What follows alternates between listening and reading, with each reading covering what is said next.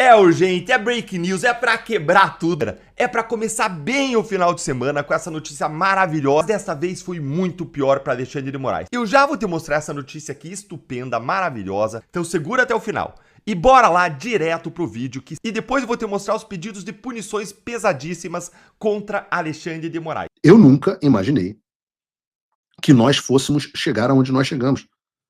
As minhas ambições eram até mais modestas.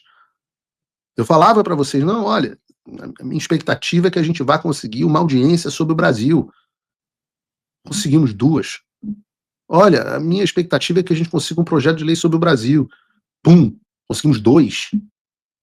Olha, a minha expectativa é que haja cancelamento dos vistos. Pum, o Departamento de Estado publica uma coisa até com efeito global, era para ser só sobre o Brasil, eles publicaram algo global. E agora, poxa, a expectativa era de que a gente consiga sancionar o Alexandre de Moraes. Eu sei, eu almocei na Casa Branca na terça-feira antes da audiência. Eu sei o nível no qual nós estamos. E eu nunca imaginei. Hoje nós só dependemos do Trump e do Rubio. Vejam, eu vou citar uma reportagem do UOL, que foi até melhor do que a Folha de São Paulo. O UOL, que tem lá correspondente internacional desde lá em Washington, diz o seguinte, é o UOL, não sei se tem o UOL aí, Bruno. Coloca aí, ótimo. Vejam o que o UOL está dizendo. A reportagem do UOL é melhor do que a da Folha, inacreditável. É factual. Diz assim, parlamentares envolvidos na empreitada das sanções contra o Moraes, ouvidos pelo UOL, não pelo Paulo, ouvidos pelo UOL, asseguram que tanto Trump quanto Rubio estão convencidos sobre a validade de punir o juiz da Suprema Corte. A aplicação da lei Magnitsky dependeria meramente de superar os entraves burocráticos e falta de prioridade do assunto em um mundo conflagrado. Meu Deus, o UOL tá fazendo tic-tac? O Paulo Figueiredo convenceu o UOL, que é o veículo de imprensa mais à esquerda do Brasil, dos grandes portais, que eu tô fazendo o tic-tac, a fazer tic-tac pro Paulo Figueiredo. Ou seja, o sujeito tá passando a mão no saco, tá sentindo 4 bolas e chassando o Superman e o Supermacho. O UOL diz conversão com congressistas americanos. O Olavo de Carvalho chama isso de síndrome do piu-piu. Né? Será que eu vi um gatinho? Eu acho que eu vi um gatinho, sim. Hein? O nome do jogo é persistência. Não, mas Paulo, e semana que vem não tiver saído, não. Semana que vem a gente vai buscar outras formas de ação. O trabalho de bastidores continua, a gente não vai descansar enquanto o Alexandre não for sancionado. O que nos ajudou essa semana? O julgamento do Marco Civil, que atrai atenção para a censura crescente no Brasil. Mas a gente tem 90% do trabalho concluído. Só falta o Trump e o Rubio pegarem as suas canetas BIC. A caneta BIC é do Bolsonaro, do Trump e o Rubio deve ser um plano, sei lá. E eles vão assinar um papelzinho. E na hora, isso pode acontecer a qualquer momento, pode acontecer inclusive enquanto eu estou fazendo o programa. E nós, mas isso não acontecer, não vamos parar, não vamos precipitar e não vamos retroceder. É guerra total e nenhum passo vai ser dado para trás. A única coisa que eu prometi a vocês, e eu continuarei prometendo, é que nós vamos continuar brigando. E eu digo, até agora, se você olhar o mapa da guerra, e você olhar o fronte norte dos Estados Unidos, que em 2022 foi o fronte que deu a vitória ao Lula, foi o fronte que permitiu que o Alexandre desse o golpe no Brasil. Olhe o fronte dos Estados Unidos e veja o quanto do território inimigo nós já ocupamos. Vou chamar aqui o general de exército Eduardo Bolsonaro e o general de divisão Paulo Figueiredo. Quanto que nós já entregamos a vocês?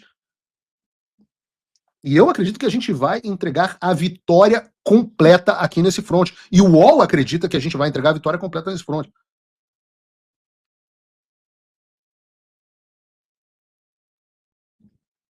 E podem ter certeza, nós sabemos que o Alexandre vai continuar dobrando a aposta. Ninguém nunca imaginou que o Alexandre fosse retroceder. Nós contamos com isso. Quem diria? Quem diria que os abusos, as ilegalidades iam acabar se voltando contra o próprio Moraes a partir de ações dos Estados Unidos? Essa medida aqui é nova, ela é bombástica. E ela coloca pela primeira vez o próprio Moraes na berlinda com pedidos fortíssimos contra ele, pessoa física, que eu já vou te mostrar. Quando a gente fala das sanções do Moraes, não é, entre aspas, somente, entre aspas, porque já é grandes coisas, tá? Não é só por conta das violações de direitos humanos, o atropelo da jurisdição americana.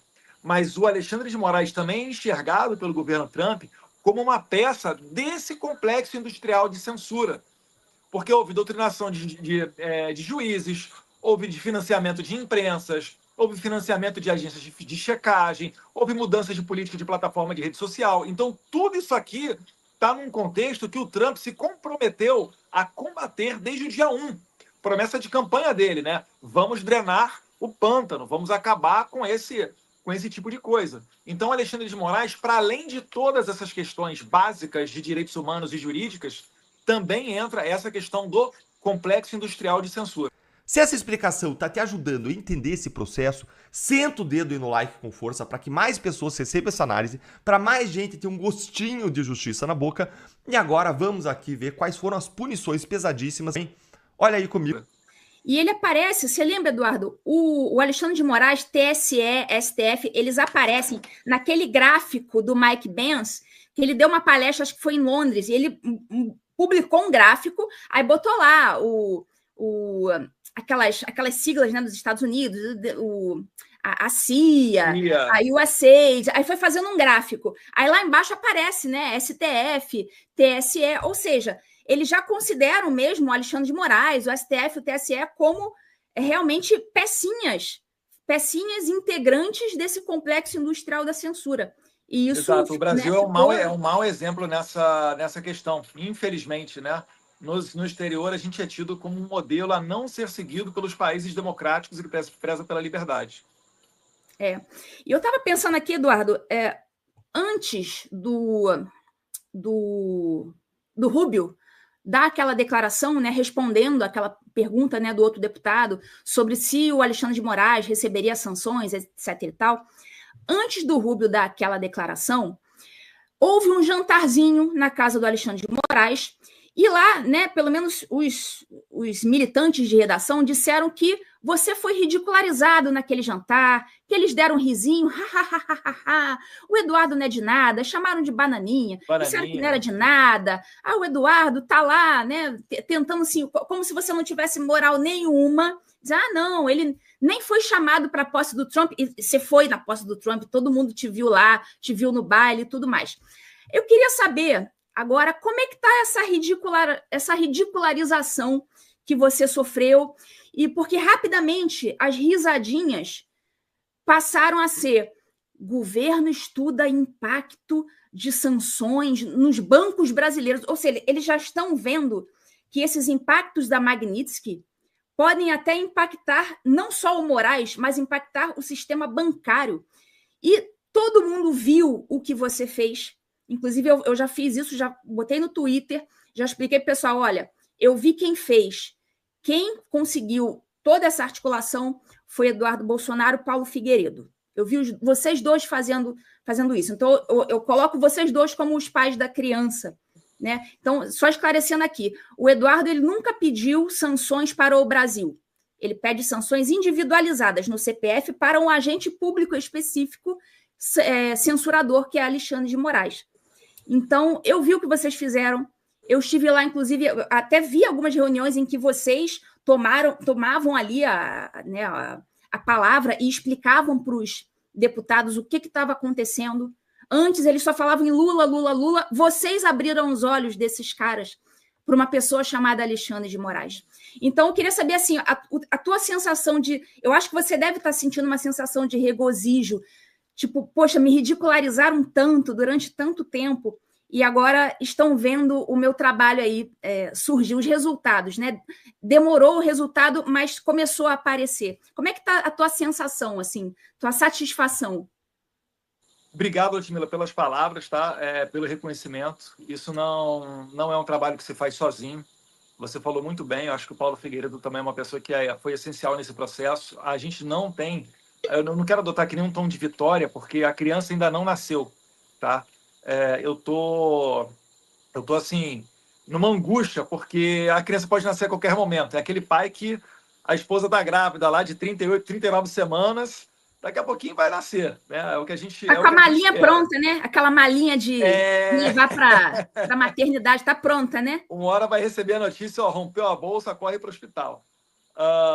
E, de fato, esse trabalho foi um trabalho que demorou muito tempo, né? O fato de eu ter conseguido acionar determinados dispositivos, sim, fazem parte de um trabalho internacional que eu tirei proveito daquilo das oportunidades que Deus foi colocando na minha vida. Poxa, fui filho do presidente, consegui ter uma votação histórica, né, graças ao apoio do meu pai, me credenciei para ser presidente da Credem. Muita gente falou, não seja, vai ser problemático, teu pai é presidente, a esquerda vai ficar lá na bancada, na primeira fila, para tentar destruir vocês toda hora, etc. Encarei esse desafio, me dispus a viajar muito para o exterior.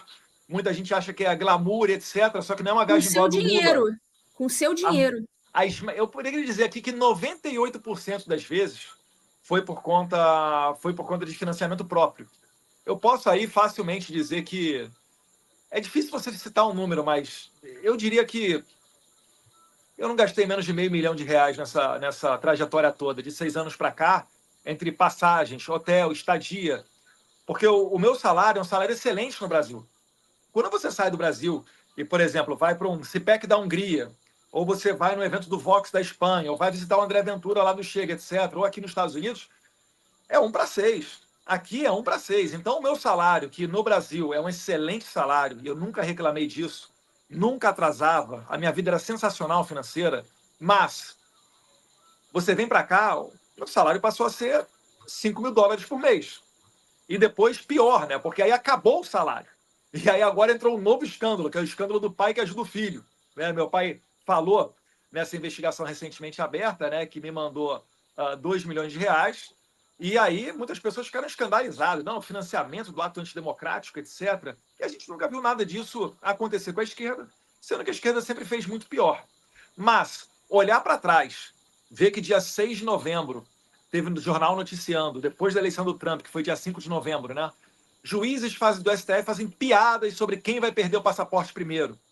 Mais recentemente, bem lembrou, né, a doutora Juíza Ludmila Lins Grilo. Chamaram de bananinha, fujão e covarde. Tudo bem. Eu tô com 40 anos, eu nem me sinto tanto nesse direito. Mas cada vez mais vem uma molecada bater foto comigo, falar, seja lá no Congresso, quando eu estava no Brasil, né? Ou seja, aqui agora, aconteceu aqui hoje também. E vem falar, poxa, quero se espelhando em você, né? Poxa, quero um dia conhecer seu pai, quero ser igual a vocês e tal. E uma coisa que eu posso deixar para vocês é o seguinte: se você ainda não foi humilhado, se você ainda não fez nenhum sacrifício, você ainda não alcançou a vitória. Você não alcançou o sucesso. O natural da vida das pessoas, e aí você pode pegar qualquer pessoa que você entenda exemplo de alguma coisa. Essa pessoa, ou ela estudou muito, ou ela trabalhou muito, ou ela acordou cedo, ou ela passou algum sacrifício, alguma situação difícil, para depois ela ser esse expoente, esse líder que você enxerga nela hoje. Então, a trajetória que eu tô passando aqui, eu não reclamo dela, né? Eu entendo como uma missão. Eu tenho muita fé em Deus de que vai dar certo. Então, isso me tira estresse e isso me dá o conforto para eu ter a cabeça no lugar e conseguir raciocinar para tomar as decisões corretas, né? De não se assustar quando você está passando ali pelo Vale da Morte. Porque o que o Alexandre de Moraes está pedindo para mim são 12 anos de cadeia. Abolição violenta do Estado Democrático de Direito, né? Pena máxima 12 anos, mais ali uns 6 meses pela obstrução do processo, mais uma multinha, isso tudo aí tá em risco. Tá em risco eu nunca mais voltar ao Brasil, meu pai pode ser preso, né? Eu não retornar para o Brasil, eu posso não vê-lo nunca mais, mas isso daí é parte do sacrifício. Tem que arriscar. Porque o outro caminho que a gente tem, se a gente olhar pelo outro lado, é o quê? É viver debaixo do que o Moraes disser. Quando ainda não tinha, finalizando, Ludmila, quando ainda não tinha decidido retornar ao Brasil, durante o carnaval, o feriado de carnaval e até um pouco depois, algumas matérias, inclusive do G1, pareciam até que eram porta-vozes do Alexandre de Moraes, né? Dizendo que se o Eduardo Bolsonaro não se comportar na Comissão de Relações Exteriores, ele pode se complicar. Falei, calma aí, cara. Não é carteirando, não, mas eu sou um deputado federal. O cara tá lá do outro lado no judiciário. Eu me formei em Direito na FRJ e eu aprendi que o juiz ele tem que ser inerte. ele só deve se pronunciar dentro dos autos e quando provocado. Me corrija se eu estiver errado, doutora Ludmila, mas eu acho que as aulas devem estar diferentes da faculdade do Alexandre de Moraes. E aí nós aprendemos, né? Eu estudei lá também, e acho que estudamos mais ou menos ali, uma diferença de poucos anos, e é isso, né? E aí, assim, se eu voltasse ao Brasil, eu estaria debaixo do chicote dele. Ele ia mandar a Polícia Federal na minha casa, ele ia tirar minha rede social, ele ia tirar meu passaporte, ele ia fazer esse tipo de coisa. Então eu parei, né? Conversei com a minha esposa, tomamos uma decisão, né? Não tomo decisão sozinho lá em casa, porque eu não sou maluco. E graças a Deus ela me apoiou e a gente conseguiu se instalar aqui nos Estados Unidos, onde a gente percebeu que era um trabalho mais essencial. Porque no Brasil eu já não enxergo mais maneiras de você conseguir vencer essa lawfare, esse ativismo dentro dos tribunais. Porque, como diria Rui Barbosa, que tem uma estátua dele no plenário do Senado, a pior ditadura que existe é a do judiciário, porque dela não há a quem recorrer. Então a gente tomou a decisão de ficar aqui. Agora, depois que o Marco Rubio respondeu ao deputado Corey Mills sobre a análise das sanções, que podem ser lei Magnitsky, que podem ser o IEPA, e aí eu vou passar a bola para a doutora Ludmila, se ela quiser falar um pouco com relação a isso, mas no final das contas, os dois caminhos, quem aplica normalmente a sanção é o Tesouro Americano, é o OFAC, o Office of Foreign Assessments Control. É o escritório de controle financeiro estrangeiro, né, do exterior. Então, no final das contas, é tudo a mesma coisa, né? É perda de visto, é congelamento de bens, é impossibilidade de fazer transações que participem agentes americanos, enfim, e toda aquela coisa que é a pressão que eu entendo que é uma pressão forte, onde o Alexandre de Moraes não vai ter controle, e aqueles que se aventurarem a seguir o caminho do Moraes estarão sujeitos a sofrer o mesmo tipo de coisa. Eu me arrisco até a dizer que o Moraes servirá para os americanos do governo Trump como exemplo de como se combater, né, um juiz tirano como ele é, né? Essa é a impressão que eu tenho, Eduardo. Eu até já falei aqui no canal que eu tenho um palpite de que o Moraes ele vai ser usado, ele vai ser barbarizado com sanções para servir de exemplo, inclusive, para esses juízes ativistas lá na Europa. Então, em vez deles barbarizarem inicialmente um juiz europeu, eles vão barbarizar com o Moraes, que eu acho que é o maior exemplo atualmente no mundo, né? Existem outros exemplos. Israel está sofrendo uma questão séria também de ativismo judicial, a Polônia, salvo engano, mas o exemplo do Brasil é um exemplo, eu acho que é o mais forte no mundo. Então, né, o prego que se destaca nesse caso negativamente, que é o Moraes, vai tomar a martelada merecida. Então, me parece que ele vai ser barbarizado de sanções pelos Estados Unidos. Aliás, uma dessas sanções... Comum, é o caminho natural. Estados Unidos primeiro, depois vem Canadá, vem União Europeia, e aí... abre a porteira. Abre a porteira. Inclusive o Michael Moreno, que é você já falou dele também, que é o ex-juiz da Suprema Corte da Venezuela, foi sancionado, né, pelos Estados Unidos, perdeu conta bancária, etc. Ele também, logo depois, foi sancionado por Canadá e União Europeia. Então, não tem esse negócio, vão ser só os Estados Unidos. Começa com os Estados Unidos. Então, depois as sanções vão aumentando, vão se espalhando pelo mundo, né? E uma coisa que eu percebi foi que a sanção de perda de visto, ela já aconteceu. Só que eles não liberaram a lista. Eles fizeram a coisa com requintes de crueldade, né? Já tem gente sancionada, mas não vamos dizer quem são essas pessoas. Se quiserem, peguem um avião e venham ver. Então, assim, eu queria saber quem vai ser o primeiro corajoso. Eles falam tanto que a gente é covarde, né, Eduardo? Ludmila fugiu, Eduardo fugiu, não sei. Eu quero saber quem vai ser o primeiro corajosão que vai testar, né? Pega um avião aí, então, agora, ô Barroso, ô Moraes, e vem aqui para a gente testar o negócio. Então, eu queria saber qual que é a sua opinião, já que eles não vão liberar listas. A minha interpretação é: a sanção de visto já foi dada. Queria saber a sua opinião, se é a mesma que a minha. Eu acredito que sim também, tá? A gente só não sabe a extensão disso. O Moraes, ele certamente é o prego que mais se destaca. Mas, deixa eu pensar nas minhas palavras aqui. Vai ter mais gente aí. A gente trocou muitas informações com muitas autoridades americanas, né? Não só na Casa Branca, mas também no Congresso. Isso tudo vai se movimentando. Vocês chegaram a ver, né, a deputada Maria Elvira Salazar, que é aquela que segura a foto do Alexandre de Moraes, e o deputado Richard McCormick, da Geórgia, eles abertamente fizeram uma declaração pública e enviaram um ofício para a Casa Branca pedindo ao presidente Trump para que sancionasse através de lei Magnitsky-Moraes. E depois veio com o apoio público também do senador Mike Lee, que é atualmente um dos senadores mais influentes aqui dos Estados Unidos, uma pessoa muito próxima do Trump, muito próxima do Elon Musk. Agora está tendo esse conflito aí, mas enfim. Então são pessoas que também se movimentam, que têm assessoria para fazer relatório, que interagem conosco aqui na base das informações. E hoje em dia você não encontra mais ninguém aqui nos Estados Unidos em que você tenha que apresentar o Alexandre de Moraes. No passado, vinham comitivas de parlamentares, né? E é por isso que eu falo que não é um trabalho sozinho. Vários outros parlamentares vieram junto conosco para cá. E aí a gente chegava e falava, olha, lá no Brasil tem um cara que está fazendo muito mal. Ah, é o Lula? Não é só o Lula, não. Tá? Tem outro aqui também que está arrepiando. Ah, é? Aí começava. Daniel Silveira, 1.500 presos no 8 de janeiro, Clezão. E você falava, Silvinei Vasquez, Anderson Torres, General Braga Neto, olha, Lawfare, Jair Bolsonaro, pá. Hoje em dia você já não precisa mais fazer isso.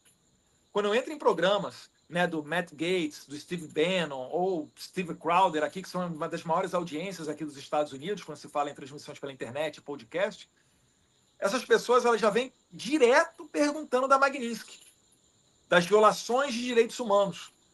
E aí até a Folha fez uma matéria falando da bancada anti-Moraes do Congresso americano. E tá certo. Não era fake news da Folha, não, era verdade. Porque já existem pessoas dedicadas a fazer isso. Bem, doutora Ludmilla mora aqui na Flórida. Aqui na Flórida, dependendo de onde você mora, você fala mais espanhol ou português do que inglês. Esses parlamentares, eles são eleitos com voto de imigrantes, que estão na segunda, terceira, quarta geração, às vezes. Então, é super interessante para eles defender essas bandeiras, não só por uma questão de princípios, né, de liberdade, que aqui é muito forte a questão dos Founding Fathers, primeira emenda, segunda emenda, 1776, etc., mas também por um motivo eleitoral. O Richard McCormick é um deputado que se elege pela Geórgia, tem pretensão de vir senador na próxima campanha.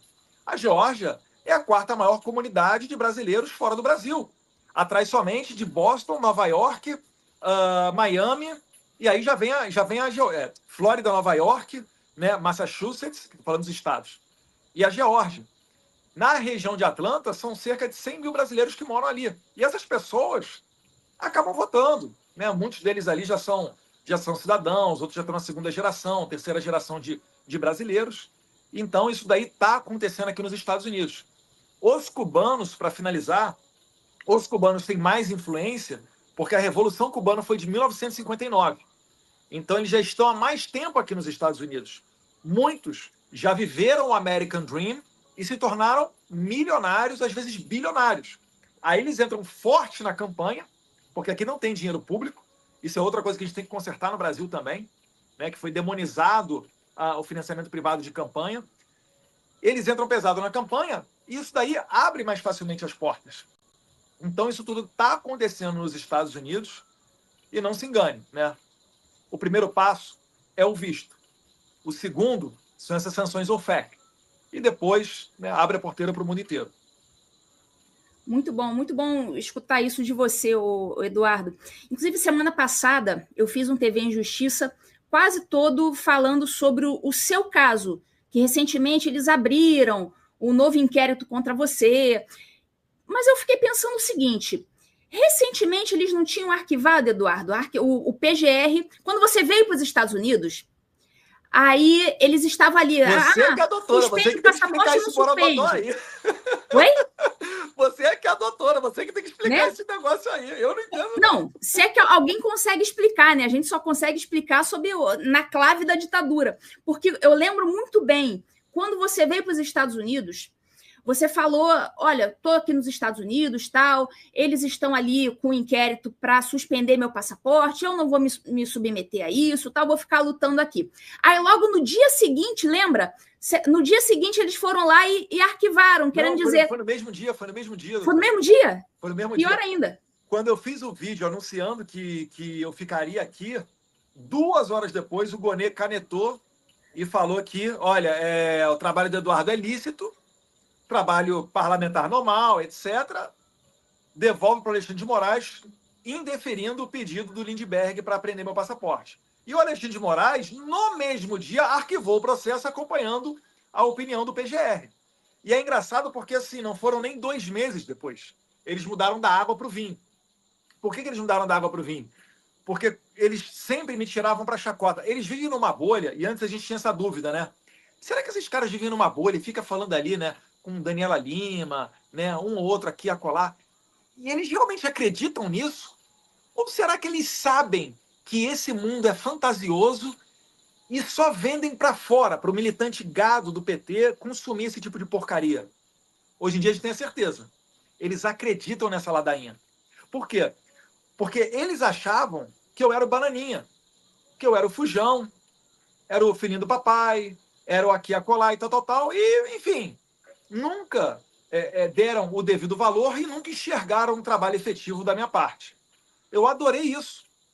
Eu falo, papai do céu, muito obrigado pela soberba e arrogância dos meus inimigos, porque isso é que deixou o caminho livre para que eu e Paulo Figueiredo, ó, eu estava indo toda semana para Washington DC, poxa, fazia reunião, voltava, etc. E tocando a minha vida aqui. E então, quando eu me encontrei com o deputado Corey Mills, eu estava junto com o deputado Felipe Barros, né, presidente da Credem, falamos com ele, eu levei a ele subsídios sobre a situação do Brasil, nós conversamos sobre a situação do Brasil, e ele falou, olha, na semana que vem vai ter um hearing, né, vai ter uma audiência pública no Congresso, e eu vou ter a oportunidade de falar para o Marco Rubio, né, secretário de Estado. Até então, eu falei, olha, legal, né? Poxa, vai fazer uma pergunta para o Marco Rubio, mas a gente sabe também que na rotina parlamentar ele é assodado de outros pedidos. Então, aqui nos Estados Unidos, todo mundo bate na porta de um deputado. Poxa, vem gente de Israel falar dos reféns que estão lá em Gaza, vem gente da Rússia, da Ucrânia, da Argentina, Venezuela. Então, é uma disputa muito grande. E eu não ficaria ressentido se ele não fizesse a pergunta, porque eu entendo como é que é a rotina deles aqui. Mas, graças a Deus, ele encontrou um espaço, mandou a pergunta e o Rubio respondeu que sim. Era até provável que sejam aplicáveis as sanções contra Alexandre de Moraes. Aí eles mudaram da água para o vinho. E aí esse inquérito, doutora, que foi aberto lá para pegar meu passaporte, que o PGR falou que não ia aprender, porque o meu trabalho, o meu ofício, era um ofício regular de um parlamentar, passou a ser uma atividade antidemocrática. E eles fazem isso, eles deixam abertos esses inquéritos, como o da fake news, que está aberto desde 2019, o inquérito do fim do mundo, né? Inclusive a doutora assina o livro que leva esse nome. Eles deixam aberto para ter espada na sua cabeça. Ó, se fizeram alguma coisa que o Alexandre de Moraes não gosta, vai entrar no inquérito. Você viu aí o Carlos Jordi, o que aconteceu com ele? O que aconteceu com Ramagem? E vários outros. E vários outros. Inclusive, né, agora eu estou nos Estados Unidos de segurança, eu posso falar. Conversa de bastidor, tá, pessoal? Não é... Eu não vou falar nada aqui porque eu não tenho como provar o que eu vou falar. Mas o que eu escutei é que o Alexandre de Moraes queria prender o Ramagem. E uma alta autoridade da Câmara falou, não faça isso, porque na semana seguinte o Ramagem está solto. Que a Câmara tem que votar a manutenção da prisão ou não. E aquilo que ocorreu com o Daniel Silveira lá atrás, que ele foi preso com mais de 360 votos dos deputados, hoje não se repetiria, porque o momento é diferente. O Alexandre de Moraes já foi desgastado. Lá, quando o Daniel Silveira, lamentavelmente, serviu lá de exemplo para Alexandre de Moraes, houve parlamentares falando. Poxa, a própria Magda Mofato, quando foi na Rádio Auri Verde, ela falou para o Pitoli, eu achava que ia ser 1 ou 2 semanas de prisão. Era só para dar um susto, depois iam soltar. Acreditou no tirano. E aí, o tirano é o seguinte, uma vez que ele tem poder, ele nunca volta atrás. É por isso que é importante você estudar história. Não é só para você chegar na festinha, impressionar a gatinha lá, não, você que está solteiro aí, tá? É para você aprender com o passado e não cometer os mesmos erros hoje. Porque se você estuda história, ela é cíclica, ela só está dando mais uma volta. E agora a gente está chegando no momento de começar a derrocada do regime. Então, lamentavelmente, o Daniel Silveira serviu de exemplo. Hoje em dia, já não tem mais poderes o Alexandre de Moraes para fazer tudo isso. E a cereja do bolo, né, a prova concreta de que o Alexandre de Moraes não tem tanto conforto para fazer isso, veio com a Dani Lima, né? Dani Lima, íntima aqui da casa, falando que numa conversa de WhatsApp com outro ministro, que todo mundo consegue imaginar quem é, né? O outro ministro da STF, que não é o Alexandre de Moraes, ela conversando com ele pelo WhatsApp, ele falou que o Alexandre de Moraes hoje está emparedado e por isso não expediu mandado de prisão preventiva contra a Carla Zambelli, né? Então é isso daí. Deus queira seja o início do fim desse regime, né, doutora? Eu também espero. Aliás, eu tenho a minha aposta, né, sobre quem seria esse ministro. Eu suponho que seria um ministro meio rocambolesco. Eu também. Ah, é? Bom, então estamos convergindo aí nessa ideia. Temos a mesma opinião. Olha, nesse momento, são 10h47 da noite no Brasil, estamos com 20 mil, quase 21 mil telas sintonizadas no TV Justiça. Em pleno domingo, o nosso programa aqui é o último da semana dos conservadores, digamos assim. Ao mais tarde é o último.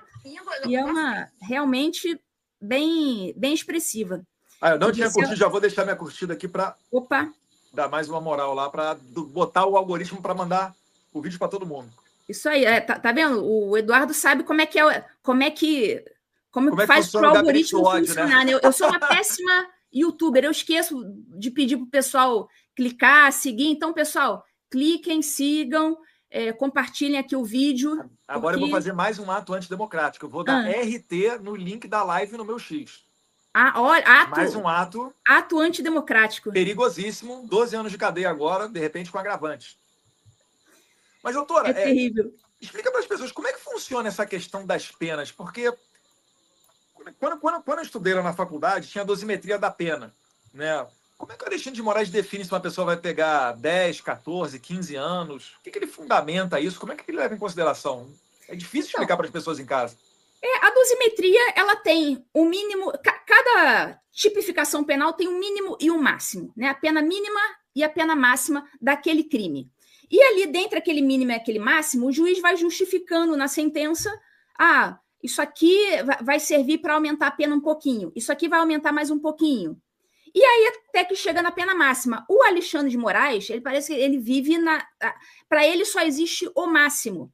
Então, por isso que eu digo, por exemplo, no caso da Carla Zambelli, se fosse qualquer outra pessoa que estivesse respondendo pelos mesmos atos, teria recebido uma penazinha ali. Só que como é a Carla Zambelli, ele bota a pena lá em cima para já pegar de cara um regime fechado. Porque a pena acima de 8 anos, a pessoa ela já tem que começar no regime fechado. Não tem essa de semi-aberto e aberto, não. Passou de 8 anos, é fechado. Vai ser emparedado, né? Que nem disse aí o ministro. Então, ele já começa a botar lá em cima. Aliás, no caso da Carla Zambelli, eu gostaria muito de saber se a Câmara vai dar o mesmo mole que deu lá no caso do Daniel Silveira, porque a Constituição fala que o parlamentar, no curso do mandato, que é o caso da Carla Zambelli, só pode ser preso em caso de flagrante de crime inafiançável. Então, eu quero saber o que a Câmara vai fazer, né?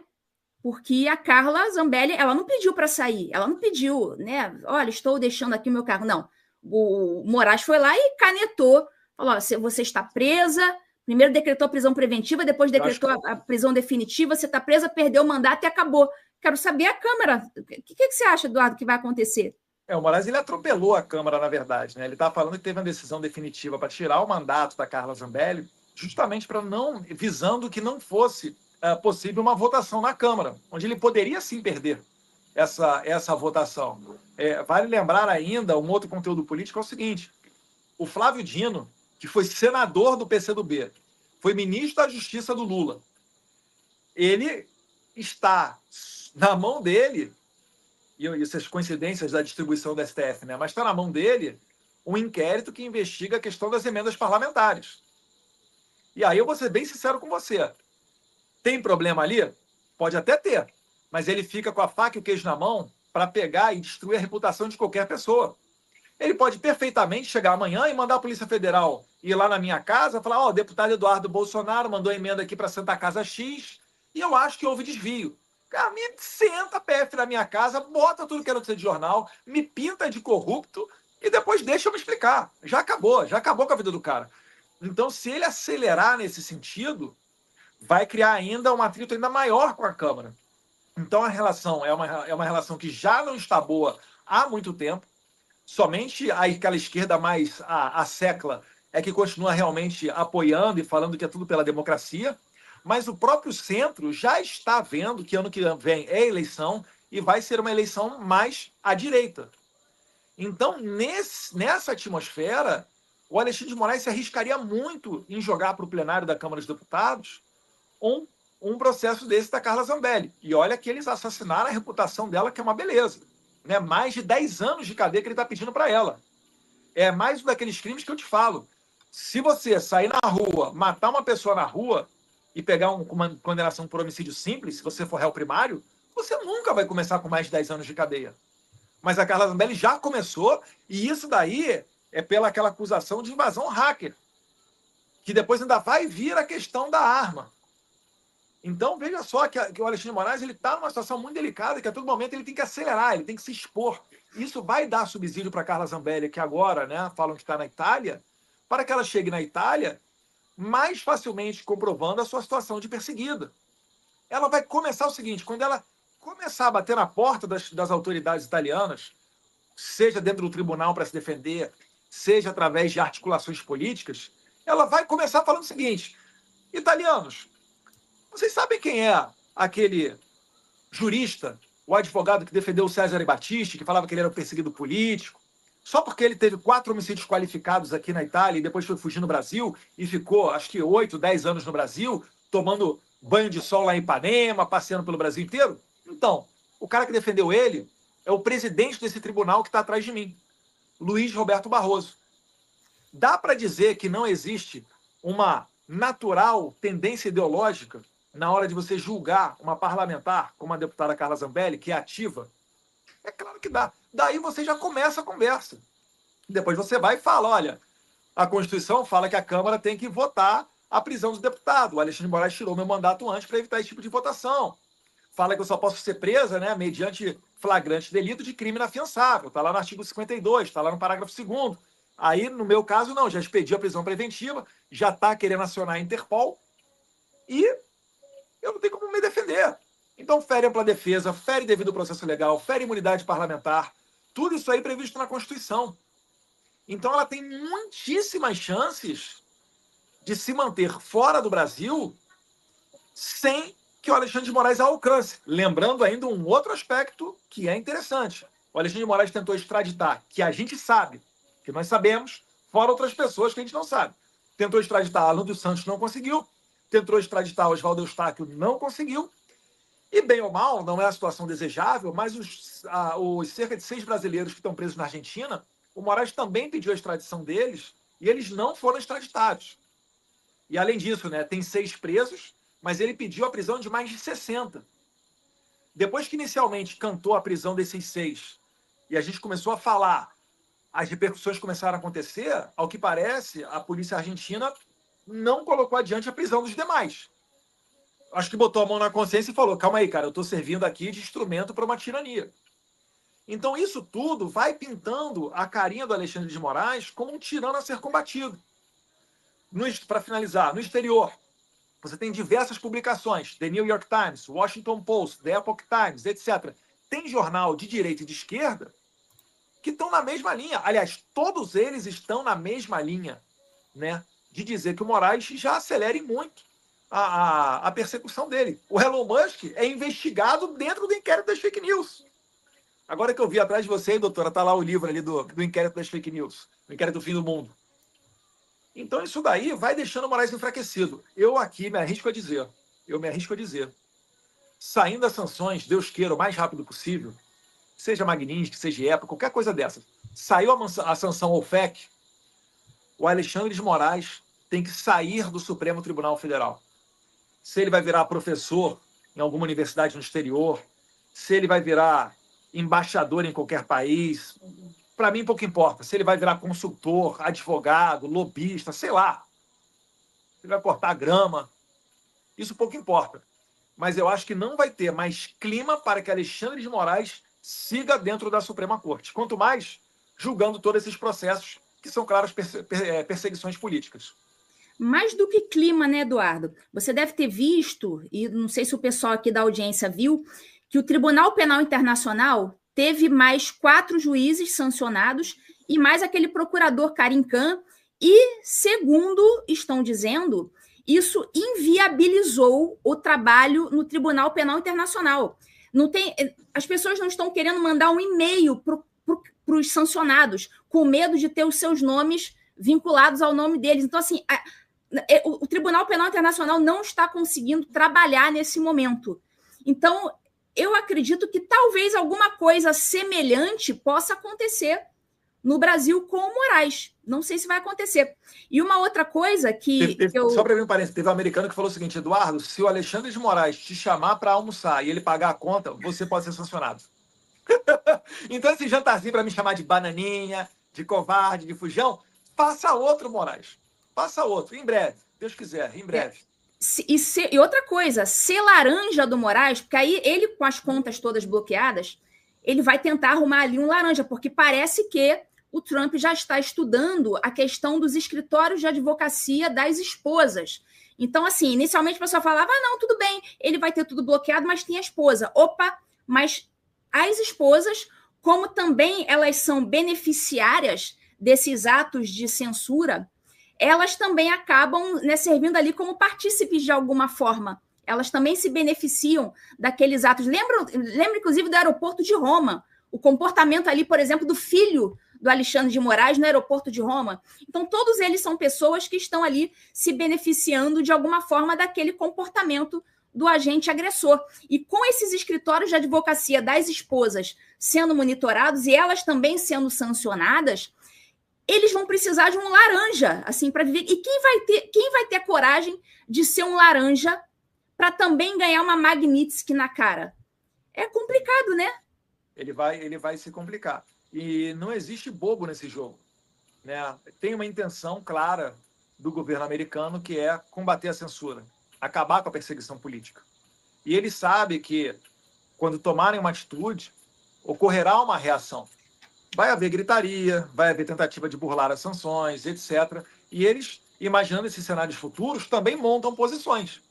Então, uma dessas posições, certamente, é o que saiu aí na imprensa, né? Eu vou falar saiu à imprensa, é esse mapeamento dos escritórios de advocacia de pessoas próximas ao ministro Alexandre de Moraes e também a outros ministros da Suprema Corte. Tá? Isso daí não é só o Moraes. Porque, na verdade, quando você vê, muitas das vezes a persecução que o Moraes faz, ela acaba sendo respaldada por outros agentes públicos. Né? Não só o ministro da Suprema Corte, mas o delegado Fábio Chora, antigamente era Denise, tiveram aqueles 2 juízes, né? O Marco Antônio Vargas e o juiz Ayrton Vieira, em mensagens trocadas com o Eduardo Tagliaferro, eles dizem abertamente, olha, use a sua criatividade para fechar a Revista Oeste, temos que pegar o Eduardo Bolsonaro, vamos dar um jeito, vamos ligar ele com aquele Serimedo lá da Argentina que fez a live. Então, isso tudo está dentro desse quebra-cabeça. Isso tudo já está devidamente registrado e entregue às autoridades aqui dos Estados Unidos. Tá? Então, o trabalho do Paulo Figueiredo, excepcional nesse sentido, né? A gente fez uma espécie de equipe, né, muito boa, contamos com o apoio de outras pessoas, mas eu realmente tiro o meu chapéu para o Paulo Figueiredo, que tem tido um brilhantismo e uma dedicação para fazer isso, que ele não precisaria. Né? O Paulo Figueiredo, ele tem a vida dele aqui nos Estados Unidos já há muitos anos, né? Toca o negócio dele de jornalismo, tem outros empreendimentos, e não precisaria estar fazendo isso. Ele faz por uma questão de princípios. Ele faz por se ter uma compaixão com o próximo e saber que aquilo dali é injusto e se dedicar a combater. Então, graças a Deus, a gente tem tido muito sucesso nisso e a gente aguarda que muito em breve essas sanções realmente saiam. Eu não sei se você viu, Eduardo, que o seu caso foi utilizado pelo advogado Martin De Luca no processo do Trump Media e Rumble contra o Alexandre de Moraes, o segundo processo. Teve o primeiro processo em que eles conseguiram ali uma decisão que eles disseram que não foi favorável, mas foi favorável, que disse, sim, olha, essas sanções aí do Moraes, essas decisões do Moraes não valem nada aqui nos Estados Unidos. E agora eles entraram com um segundo processo, agora para punir individualmente o Moraes, inclusive pedindo indenização no CPF, pessoa física. Então, eles usaram como exemplos o inquérito, que eles chamam de inquérito das fake news, ou chamam de inquérito do fim do mundo, e usaram também o seu processo de perseguição, né? E você leu, você estava sabendo que o seu processo foi usado como exemplo nesse caso?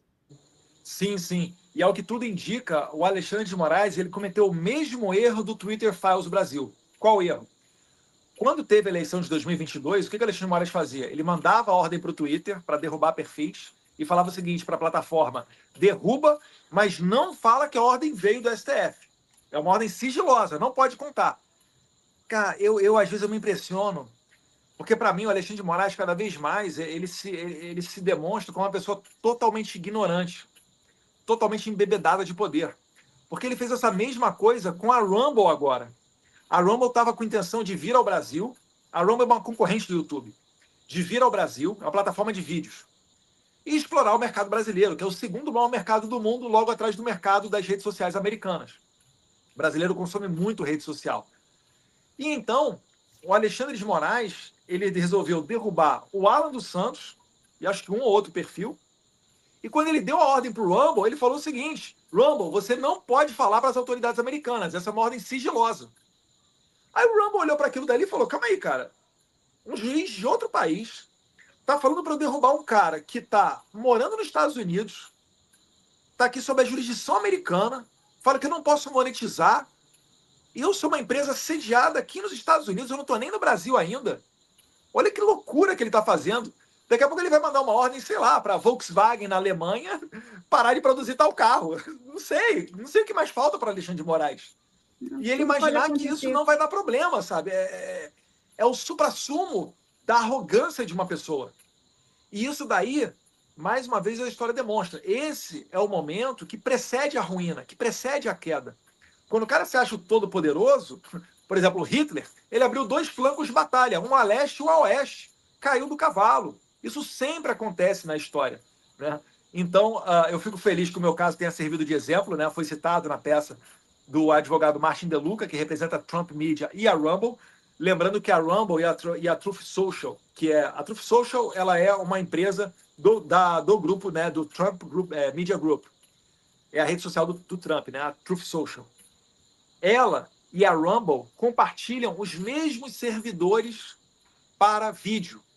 Então, quando o Moraes não deixa a Rumble ir para o Brasil, que derruba os servidores da Rumble no Brasil, você também não consegue, né, acessar a Truth Social e assistir os vídeos da Truth Social. Aí você começa a fazer aquela coisa típica de ditadura, né? A comprar um VPN, a acessar o VPN. Além do WhatsApp, você tem que ter um backup de Telegram, né, de Signal, de outros meios de comunicação, principalmente se você tem um negócio atrelado a isso. Então, é o que está acontecendo no Brasil. Mas eu queria, doutora, se me permite uma pergunta, né, que você explicasse para as pessoas quais são as possíveis repercussões de um processo desse nos Estados Unidos contra o Alexandre de Moraes. Porque no Brasil, os tentáculos da tirania, né, principalmente na imprensa, tentam dizer que é um ataque contra o Estado brasileiro. É um ataque contra o Estado brasileiro ou é um ataque contra o indivíduo Alexandre de Moraes? O que pode acontecer com ele? Não, eles dizem que é um ataque contra o Estado brasileiro, porque, sabe a barata, quando você taca o Baygon e a barata fica com a perninha assim? Nesse momento, a barata está com a perninha assim, eles não têm mais o que dizer. Então, eles começam a dizer, é um ataque à nossa soberania. Só que ninguém disse que o Trump ou o Departamento de Estado americano vai aplicar uma sanção no Brasil, dentro do território brasileiro. Ninguém nunca disse isso. As sanções são aplicadas aqui nos Estados Unidos. A questão é que a sanção é aplicada aqui, mas ela acaba tendo um efeito extraterritorial, mas as sanções são aqui. Então, se você se tem uma sanção Magnitsky, que você determina que as empresas americanas não tenham contratos, não tenham nenhum tipo de relacionamento com uma pessoa específica no mundo, seja ela esteja no Brasil, se estiver na China ou na Europa, enfim, não importa. Aquelas empresas americanas, como, por exemplo, Visa, Mastercard, não vão poder ter aquela pessoa no seu círculo de relacionamentos, não vão poder ter como cliente. Então, a decisão ela é aplicada nos Estados Unidos. Então, fora dos Estados Unidos, não vai depender da justiça brasileira ratificar a decisão americana. Não vai depender de justiça brasileira, porque as empresas vão cumprir voluntariamente, elas vão se apressar em cumprir, porque elas não vão querer perder os direitos de funcionamento nos Estados Unidos. Então, nesse ponto, o Alexandre de Moraes vai ser a corda mais fraca, a meu ver. Então, eu vi até uns posicionamentos aí, até compreendo, mas me parece que quem tem esse posicionamento no sentido de que vai depender da justiça brasileira ratificar essas decisões dos Estados Unidos, acho que não entendeu exatamente que essas empresas não vão cumprir por conta de uma decisão no Brasil. Elas vão cumprir porque elas não querem perder seus direitos de funcionamento nos Estados Unidos.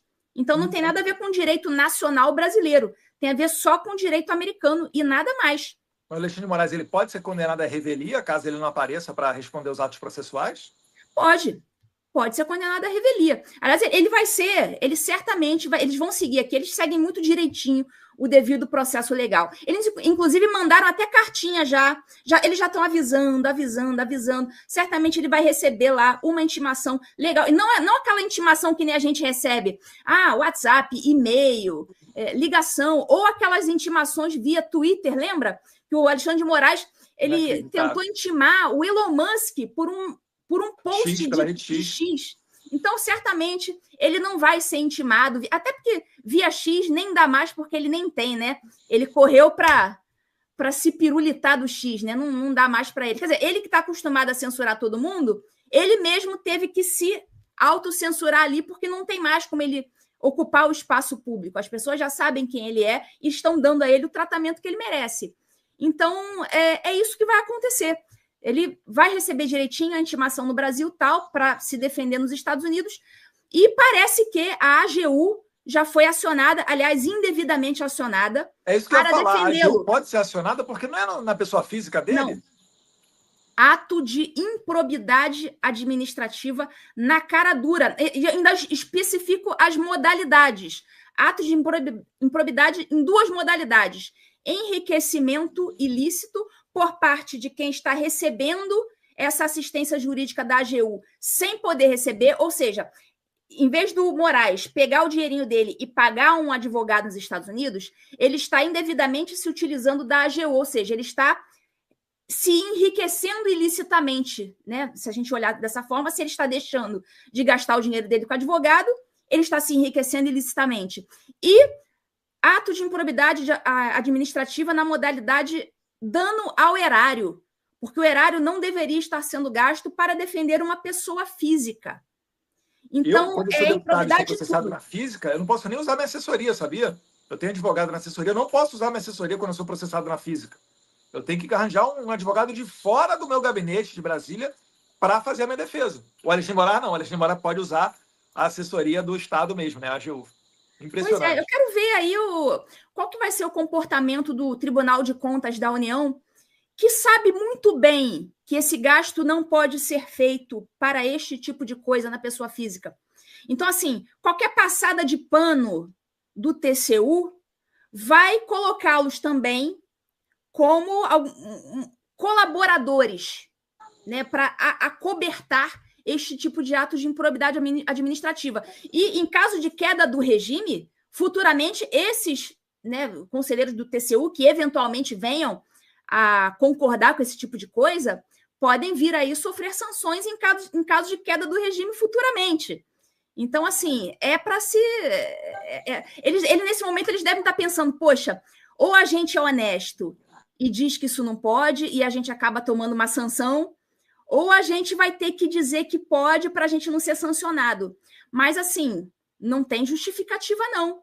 Quem está nesse tipo de cargo, né, como é que é aquela frase, né? Grandes deveres vêm com grandes responsabilidades. Não vai poder argumentar isso.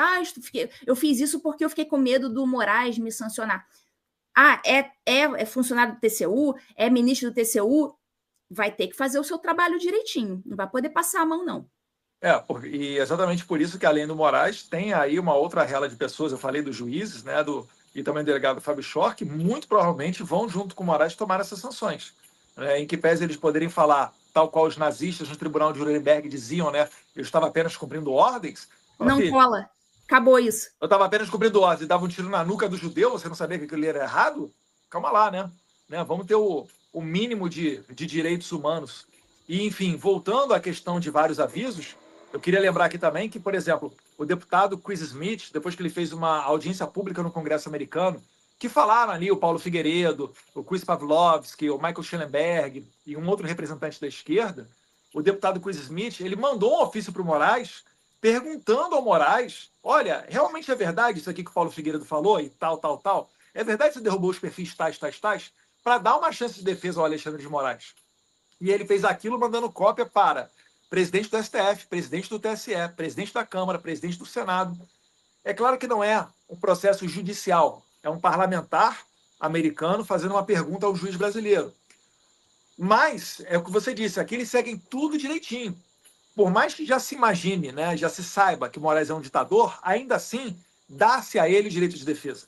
E essa carta do DOJ, ela é o Department of Justice, né, que é encabeçado pela Pam Bondi, a ex-procuradora aqui da Flórida, por coincidência, num dos jantares das celebrações de posse do Trump, ela sentou na minha mesa, no Vice President Dinner, eu tenho uma foto com ela. Ela alertou o Moraes, dia 7 de maio, sobre tudo isso que está acontecendo. É a famosa aula de direito em 5 páginas que ela deu, né, falando sobre extraterritorialidade, etc. E que o Moraes, pelo visto, ignorou solenemente, né, não consertou nenhuma das suas condutas, muito pelo contrário, continua aí abusando de todo o seu poder. Só que essa DOJ, embaixo dela, é mal comparando, pessoal, é o nosso Ministério da Justiça, vai?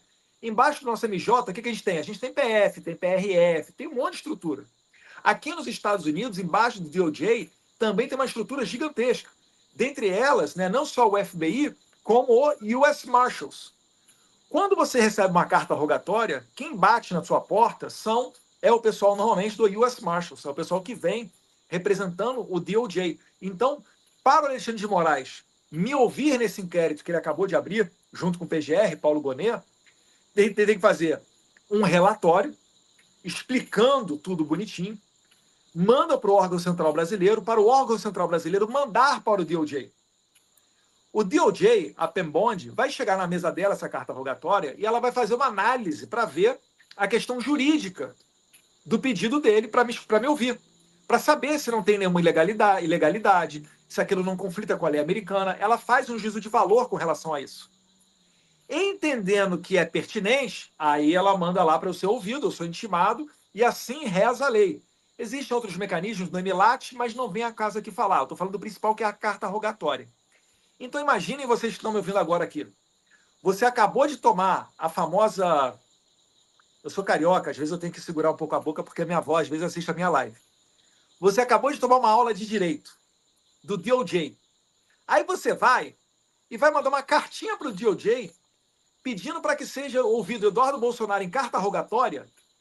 Ele não vai fazer isso. O Paulo Figueiredo está até hoje esperando uma citação para saber do que ele está sendo acusado. É humilhante que ele só tenha tido ciência das acusações quando veio o Twitter Files Brasil e o Congresso americano fez um relatório vazando os e-mails que o Moraes trocou com a plataforma Twitter. E aí o Paulo Figueiredo conseguiu ver pela primeira vez uma folha, os poucos parágrafos que ensejaram o bloqueio de contas dele, né? Contas bancárias, a derrubada de rede social, cancelamento de passaporte. Gente, isso daí é humilhante. O Brasil deveria ter tido a maturidade de consertar a própria bagunça na sua casa.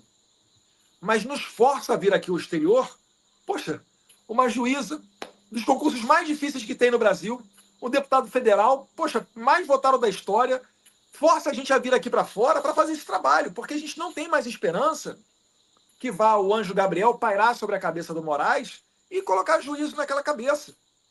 Então é a situação que a gente está. O Moraes, ele vai inventar alguma coisa para dizer, ou vai me julgar a revelia, vai nomear algum defensor dativo, sei lá o que ele vai fazer, para dizer que eu fui convocado a prestar esclarecimento no inquérito e eu não o fiz porque não quis, quando é uma mentira. Eu espero os meios legais, porque ou a gente está no Estado Democrático de Direito, ou a gente está no Xandiquistão. Mas eu sei que ele não vai fazer isso, né? Então, aqui nos Estados Unidos, eu estou em segurança contra as garras desse ditador. Isso aí. Bom, agora já são 11h16 da noite no Brasil. Estamos com 24 mil telas sintonizadas aqui no TV em Justiça. Eu queria agradecer, inclusive, a sua digníssima né, a esposa Heloísa, por ter segurado as pontas. Eu sei que tá aí do lado, né? Mandar um abraço aí para Heloísa, agradecer pela colaboração aí, que eu sei que o Eduardo, né, também segura a ponta com as crianças e tudo mais, e é difícil para ele ficar aí até tarde. Mas, enfim, a gente poderia ficar aqui horas e horas conversando, mas está tarde no Brasil e está tarde para você. Então, assim, eu queria agradecer muito a tua participação aqui no TV Justiça, me solidarizo com a tua situação, me solidarizo com a situação do Jair, inclusive, que já deram um jeito de colocá-lo no seu inquérito, né? Dizendo, está financiando o Eduardo. Assim, como se um pai não pudesse, eventualmente, sustentar o seu filho. Eu queria saber aqui no chat, quantas pessoas aqui que estão no chat, dessas 24 mil telas que estão aqui, quantos não estão, né, sustentando seus filhos, pagando alguma coisa, chegando junto? Qual que é o problema de um pai sustentar um filho ali no momento de necessidade? Então, assim, a gente vê que tudo é feito para punir. Eles usam a criatividade. Eles falam, o que a gente pode usar dessa história para prejudicar o Jair? Vamos dizer, então, que o Eduardo está praticando crime, e eles já tinham dito que não. No mesmo dia, como você falou, no dia que você chegou nos Estados Unidos, eles disseram que não tinha crime nenhum. O Gonê disse que não tinha crime nenhum, e o Alexandre foi lá e disse que não tinha crime nenhum e arquivou. Então, não aconteceu nada de diferente nesse meio tempo, a não ser as sanções que começaram a surgir. Então, eles inventaram que, né, que você está praticando atos antidemocráticos aqui nos Estados Unidos e já deram um jeito ali de inserir o Jair nessa história toda, não tem nada a ver com isso, para dizer, está sustentando o ato antidemocrático. Então, assim, é lamentável que a gente esteja passando por isso no Brasil. Eu me solidarizo com você, me solidarizo com o Jair.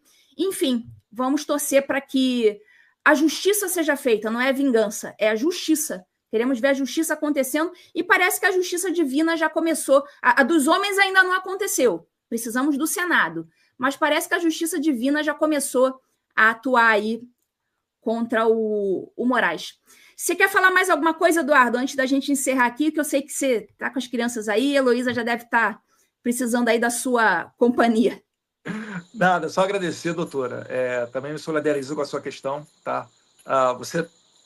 acho que sabe, né? O seu nome circula aí, detalhes dos relatórios que são enviados aqui para as autoridades americanas.